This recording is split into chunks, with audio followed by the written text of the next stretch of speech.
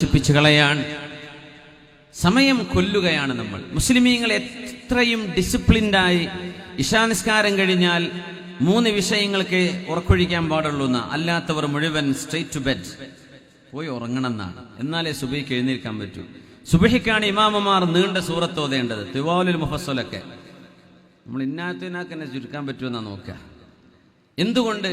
സുബഹിക്ക് എണീക്കുന്ന ഉന്മേഷമല്ല, ആർക്കോ വേണ്ടി എണീറ്റ് ഓടുകയാണ്. ഇശാൻസ്കാരം കഴിഞ്ഞൊരു മാക്സിമം ഒരു 9-9:30 മണി 10 മണിക്കുള്ളിൽ നമുക്ക് ഉറങ്ങാൻ കഴിഞ്ഞാൽ എന്താ ആരോഗ്യം ഉണ്ടാവും. നമ്മൾ അപ്പോഴാണ് നമ്മുടെ റെസ്റ്റോറൻറ്റുകളൊക്കെ പൊടിപൊടിക്കാൻ തുടങ്ങുന്നത്. രാത്രി ഭക്ഷണം, നൈറ്റ് ഫുഡ്, ഇത്ര വിഷമുള്ള ഒരു സംഭവം ലോകത്ത് വേറുണ്ടോ? രാത്രിയായി കഴിഞ്ഞാൽ കന്നുകാലികൾ പോലും തിന്നാറില്ലെന്നാണ്. രാത്രി സൂര്യൻ അസ്തമിച്ചു കഴിഞ്ഞാൽ അവർ തിന്നൂല. പക്ഷികൾ തിന്നില്ല ഭക്ഷണം, കോഴികൾ തിന്നില്ല ഭക്ഷണം. ഇട്ടുകൊടുത്തു നോക്കൂ, രാത്രി തിന്നൂല. എന്തേ? മനുഷ്യന്റെ ആമാശയം വിശ്രമത്തിന് പ്രതീക്ഷിക്കുന്ന സമയ. നമ്മളിപ്പോൾ രാത്രി കല്യാണം, നേരം വെളുക്കോളം തിന്നുക. ഇനി അസുഖം വന്നിട്ടില്ലെങ്കിൽ അത്ഭുതം. അള്ളാഹുവിൻ്റെ ഇത് മെയ്ഡ് ഇൻ ചൈന, ജപ്പാനൊന്നല്ല, മെയ്ഡ് ബൈ അള്ളാഹ്. അതുകൊണ്ടാണ് നമ്മുടെ ആമാശയം തകർന്നു പോകാതെ നിൽക്കുന്നത് മരണം വരേക്കും നമ്മുടെ കൂടെ. ഇത് അള്ളാഹുവിൻ്റെ സൃഷ്ടിവൈഭവമാണ്. നമ്മൾ കൊടുക്കുന്ന ഭക്ഷണം, നമ്മളുടെ ആഹാരശീലത്തിൻ്റെ ദുശ്ശീലങ്ങൾ, ഇതൊക്കെ ഒരു മനുഷ്യനിർമ്മിത സാധനങ്ങളാണെങ്കിൽ എന്നോ ഡാമേജ് ആയിപ്പോയേനെ. സുബ്ഹാനല്ലാഹ്. നമ്മുടെ രാവുകൾ നമ്മൾ കൊല്ലുകയാണ്. ആളുകൾക്ക് സമയം ചെലവഴിക്കാൻ വഴിയില്ലാതെ നടക്കുകയാണ്. നമ്മുടെ നഗരങ്ങളിൽ അലഞ്ഞു തിരിഞ്ഞ് നടക്കുന്ന ആളുകൾ, നപുംസകകളുടെ ഒരു മേളനം നമ്മുടെ നഗരങ്ങളിലും ഹൈവേകളിലും കാണാൻ തുടങ്ങിയിരിക്കും. ഇവരാരെയാ കാത്തിരിക്കുന്നത്? ഇവർക്ക് വരാനും കൂട്ടിക്കൊണ്ടുപോകാനും ആളുകൾ ഉള്ളത് കൊണ്ടല്ലേ അവർ നമ്മുടെ റോഡുകളിൽ ഇറങ്ങുന്നത്. മാർക്കറ്റിൽ ഡിമാൻഡ് ഉള്ളത് കൊണ്ടല്ലേ ഒരു പ്രൊഡക്റ്റ് വരുന്നത്. രാത്രികാലങ്ങളിൽ ഇങ്ങനെ അഭിശപ്തമായ കർമ്മങ്ങൾക്ക് ചെലവഴിക്കുന്ന ആളുകൾ, രാത്രി സമയങ്ങളിൽ അല്ലാഹുവേ എനിക്ക് മാപ്പ് തരണേ എന്ന് പടച്ച തമ്പുരാനോട് മാപ്പിരക്കേണ്ട നേരത്ത് തിന്മകളിലേക്ക് നമ്മുടെ ചെറുപ്പക്കാർ വഴിതെറ്റിപ്പോകുന്നത് എത്ര പരിതാപകരമാണ്. നമ്മുടെ നഗരങ്ങളിൽ ഈ ചുറ്റുപാടുകൾ ഉണ്ടാകുമ്പോൾ അതിൻ്റെ ഒരു ദുസ്സൂചനയുണ്ട്. ഇതിനൊക്കെ പറ്റിയ ആളുകൾ ഈ പരിസരങ്ങളിൽ ജീവിച്ചിരിപ്പുണ്ട് എന്നത് തന്നെ. നന്മയെ സ്നേഹിക്കുന്ന മുഴുവൻ ആളുകളും തിന്മകൾക്കെതിരെ പടപൊരുതണം. നമ്മൾ നന്മയുടെ പക്ഷത്ത് നിൽക്കേണ്ടവരാണ്. രാത്രി ഉറങ്ങി തീർന്നതിന്റെ പേരിൽ സങ്കടപ്പെടുന്ന മഹാന്മാരുണ്ടായിരുന്നു എന്നാണ്. പടച്ചവനെ, കർമ്മങ്ങൾ ചെയ്യാൻ കഴിഞ്ഞില്ലല്ലോ, നല്ല കാര്യങ്ങൾ ചെയ്യാൻ. ഫുദൈൽ ഇബ്നു ഇയാദ് റളിയല്ലാഹു അൻഹു, ഫുദൈൽ ഇബ്നു ഇയാദ് എന്നവരെ തബീബുൽ ഖുലൂബ് അങ്ങനെ പറയാ, ഏറ്റവും വലിയ കാർഡിയാക് സ്പെഷ്യലിസ്റ്റ് ആണ് ഫുദൈൽ ഇബ്നു ഇയാദ് എന്നവർ. ഹൃദയ ശസ്ത്രക്രിയയുടെ മഹാനാണ്. ലോകത്തെ ഏറ്റവും വലിയ ഹൃദയ ശസ്ത്രക്രിയയുടെ ഡോക്ടറാണ് ഫുദൈൽ ഇബ്നു ഇയാദ് റഹ്മത്തുള്ളാഹി അലൈഹി. നിങ്ങൾ വിചാരിച്ച ഓപ്പറേഷൻ അല്ല, കീറിമുറിക്കുന്ന ഓപ്പറേഷൻ അല്ല, ഹൃദയത്തിന്റെ ഉള്ളു നന്നാക്കി തരുന്ന മഹാൻ ഫുദൈൽ ഇബ്നു ഇയാദ് റഹ്മത്തുള്ളാഹി അലൈഹി. അദ്റക്തു അഖ്വാമൻ യസ്തഹയൂന മിനല്ലാഹി ഫീ സവാദിൽ ലൈലി മിൻ തൂലിൽ ഹജ്ആ. ഞാൻ കണ്ട ആളുകൾ, മഹാൻ പറയാ, ഞാൻ കണ്ട ആളുകൾ രാത്രികാലങ്ങളിൽ കിടന്നുറങ്ങി തീർത്തതിന്റെ പേരിൽ രാത്രിയുടെ ഇരുളിൽ അള്ളാഹുവിനോട് നാണം കെട്ടുപോകുന്നവരുണ്ടായിരുന്നു. പടച്ചവനെ, എന്റെ രാത്രി മുഴുവൻ ഞാൻ ഉറങ്ങി തീർത്തല്ലോ. രാത്രിയുടെ ഇരുട്ടിൽ ഉറങ്ങിയതിന് പഴിചാരെ, എന്താ എനിക്കൊന്നും ഒരു 2 റക്അത്തെങ്കിലും തഹജ്ജുദിന് ഇന്ന് സാധ്യമായില്ലല്ലോ എന്ന് സ്വന്തം ശരീരത്തെ പഴിചാരുന്ന ആളുകൾ ഉണ്ടായിരുന്നു.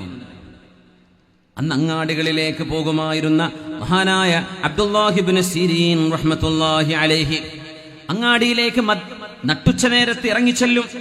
ഫയുകബ്ബിറുല്ലാഹ, അവിടെ ചെന്ന് അല്ലാഹു അക്ബർ എന്ന് പറയും. വയുസബ്ബിഹു, സുബ്ഹാനല്ലാഹ് പറയും. വയദ്കുറുഹു, അല്ലാഹുവിനെ ദിക്ർ ചൊല്ലും. അങ്ങാടിയിലൂടെ നടന്നിട്ട് ദിക്ർ ചൊല്ലും. അപ്പൊ ആളുകൾ ചോദിക്കുക, എന്താ ഇപ്പത് ഈ നേരത്ത് ഉസ്താദ് എന്താ അങ്ങാടിയിലൂടെ നടക്കുന്നത്? ഇന്നഹാ സഅതു ഗഫലത്തിൻ നാസ്, ജനങ്ങൾ അല്ലാഹുവിനെ മറന്നു പോകുന്ന ഒരു നേരമല്ലേ ഇത്? ഈ അങ്ങാടിയുടെ ഇടയിൽ, കച്ചവടത്തിന്റെ ഇടയിൽ കച്ചവടക്കാരെ നുണ പറയാൻ നോക്കും. കസ്റ്റമർ അവരുടെ വകയായിട്ട് ചെയ്യാൻ പറ്റുന്ന അവരുടെ വക. അങ്ങനെ നുണകളും തിന്മകളും വർദ്ധിക്കുന്ന ഇടമായതിന്റെ പേരിൽ അങ്ങാടികൾ അള്ളാഹുവിന്റെ ദൃഷ്ടിയിൽ ഏറ്റവും മോശപ്പെട്ടതാണെന്ന് പരിശുദ്ധ റസൂലുള്ളാഹി തങ്ങൾ പഠിപ്പിക്കുകയാണ്. അങ്ങാടിക്ക് ഇറങ്ങാണ്ടിരിക്കാൻ പറ്റൂലല്ലോ, അത് വിചാരിച്ച് ഇറങ്ങണം. ഇറങ്ങുമ്പോൾ ഒരു ദിക്ർ ചൊല്ലണം. എന്നാലേ ലാ ഇലാഹ ഇല്ലല്ലാഹു വഹ്ദഹു ലാ ശരീക ലഹു ലഹുൽ മുൽക്കു വലഹുൽ ഹംദു യുഹ്യി വയുമീതു وهو حي لا يموت بيده الخير وهو على كل شيء قدير. 10 ലക്ഷമാണ് അതിന്റെ കൂലി എന്ന് പരിശുദ്ധ നബി തങ്ങൾ പറയും. സ്വഹീഹായ ഹദീസാണ്, വളരെ പ്രബലമായ ഹദീസാണിത്. ഈ ദിക്ർ ടൗണിലേക്ക് പോകുമ്പോൾ നമ്മൾ ബൈക്ക് എടുത്ത് പോവാൻ, കാർ എടുത്ത് പോവാൻ, ബസ് കയറി പോവാൻ, ഒരു നഗരത്തിലേക്ക് കയറി ചെല്ലുമ്പോൾ ചൊല്ലണമെന്നാണ്. അബ്ദുല്ലാഹ് ഇബ്നു ഉമർ എന്നവരെ വെറുതെ മദീനയുടെ അങ്ങാടിയിലേക്ക് വരുന്നു, എന്നിട്ട് ഈ ദിക്ർ ചൊല്ലി തിരിച്ചു പോകും. ഒന്നുമില്ല, അങ്ങാടി കയറുമ്പോൾ ചൊല്ലാൻ 10 ലക്ഷല്ലേ കൂലി. 10 ലക്ഷം, ഇതൊക്കെ ബമ്പർ ഓഫർ അല്ലേ? 10 ലക്ഷം ഒറ്റ ദിക്റിന് 10 ലക്ഷം കൂലി. അതാണ് ഈ ഉമ്മത്തിന്റെ പ്രത്യേകത. 1000ഉം 1500ഉം കൊല്ലം ജീവിച്ച സമുദായങ്ങളുണ്ട്. നമുക്ക് അല്ലാഹു 80, 84, 70, 60ന്റെ ഇടയിൽ, അപ്പോഴേക്കും ആ 1000 കൊല്ലം ജീവിച്ചവർ ചെയ്ത കർമ്മങ്ങളെ എത്തിപ്പിടിക്കാൻ നമുക്ക് അല്ലാഹു അവസരം തന്നു. അതല്ലേ അത്ഭുതം. 1000 കൊല്ലം ജീവിച്ചവര് ഇവിടുന്ന് പേർഷ്യയിലെത്താൻ അല്ലെങ്കിൽ ഗൾഫിലെത്താൻ ഒരുപക്ഷെ 4 മാസമോ 3 മാസമോ എടുത്തിരിക്കാം. ഇന്ന് നമ്മൾ 3-4 മണിക്കൂർ കൊണ്ടെത്തി. അവരന്ന് ചെയ്തത് ഇന്ന് നമുക്ക് ചെയ്യാൻ അല്ലാഹു സമയം കുറച്ചു, സൗകര്യം കൂട്ടി തന്നു. സുബ്ഹാനല്ലാഹ്, അല്ലാഹുവിന്റെ നീതിയാണത്, പടച്ചതമ്പുരാന്റെ നീതിയാണത്. സുബ്ഹാനല്ലാഹ്.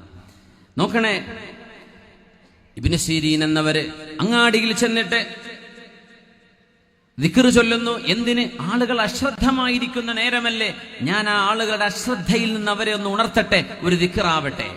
അബ്ദുല്ലാഹ് ഇബ്നു ഉമർ എന്നവരെ 10 ലക്ഷം കൂലിയുള്ള ദിക്ർ കിട്ടാൻ ഒന്നും വാങ്ങിക്കാനില്ല, വെറുതെ അങ്ങാടിയിലേക്ക് ഇറങ്ങി ചെല്ലുന്ന ലാ ഇലാഹ ഇല്ലല്ലാഹ് വഹ്ദഹു ലാ ശരീക ലഹ് ലഹുൽ മുൽക്കു വലഹുൽ ഹംദു യുഹ്യി വയുമീതു വഹുവ ഹയ്യുൻ ലാ യമൂതു ബിയദിഹിൽ ഖൈർ വഹുവ അലാ കുല്ലി ഷൈഇൻ ഖദീർ. ദുആ ഉസ്സൂഖ്, മാർക്കറ്റിന്റെ മുമ്പിലൊക്കെ എഴുതി വെക്കണം എന്നാണ്. ഷോപ്പിന്റെ മുമ്പിലൊക്കെ ഒന്ന് വെറുതെ സ്റ്റിക്കർ ഒട്ടിച്ച് നോക്കുക. ആരെങ്കിലും ഇത് കണ്ടു ചൊല്ലിയാൽ ആ 10 ലക്ഷം കിട്ടൂലേ?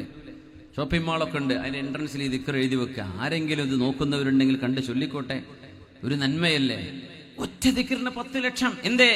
അശ്രദ്ധമായിരിക്കുന്ന നേരമാണത്. അവിടെ നമ്മൾ അല്ലാഹുവിനെ ഓർക്കുക. കാര്യം കഴിഞ്ഞാൽ തിരിച്ചു വരിക. ഒരു ടൗണിലേക്ക്, ഒരു അങ്ങാടിയിലേക്ക് ആദ്യം ചെല്ലുന്ന ആളും ഒരു ടൗണിൽ നിന്ന് അവസാനം പോരുന്ന ആളും നിങ്ങളാവരുത് എന്ന് നബി തങ്ങൾ പറഞ്ഞിട്ടുണ്ട് സ്വല്ലല്ലാഹു അലൈഹി വസല്ലം. ആദ്യം പോയി വീട് തുറക്കണ്ട, അതാരെങ്കിലും തുറന്നോട്ടെ. ഒരു ടൗണിലേക്ക് ആദ്യം ചെല്ലുക അതിരാവിലെ, അല്ലെങ്കിൽ അവസാനം പീടിക പൂട്ടി പോരാ. ഇത് രണ്ടും നിങ്ങളാവരുത്. അതിന് വേറെ ആൾക്കാരുണ്ടാവും, നിങ്ങളാവാഞ്ഞാൽ മതി. വേറൊന്നും കേൾക്കാത്ത ആൾക്കാരുണ്ടാവും അതിന്, ഇൻഷാ അല്ലാഹ്. എന്തേ? അതത്ര നല്ല സ്ഥലമല്ല. നിങ്ങൾക്ക് അല്ലാഹുവിനെ ഓർക്കാൻ മറന്നുപോകുന്ന നേരമാണ്. ഏതൊരു വിഷയത്തിലും തമ്പുരാനെ കുറിച്ച് ഈ ഓർമ്മയില്ലെങ്കിൽ ഈ ജീവിതത്തിന് എന്തർത്ഥം? മുഅ്മിനെ, നമ്മൾ വെറും കച്ചവടം ചെയ്ത് വീടുണ്ടാക്കി കുട്ടികളെ കെട്ടിച്ച് വണ്ടി വാങ്ങി നടന്ന തീരുമോ? ഇത്രയേ ഉള്ളൂ ജീവിതം? ഈ ജീവിതത്തിന്റെ ഒരു അർത്ഥമില്ലേ?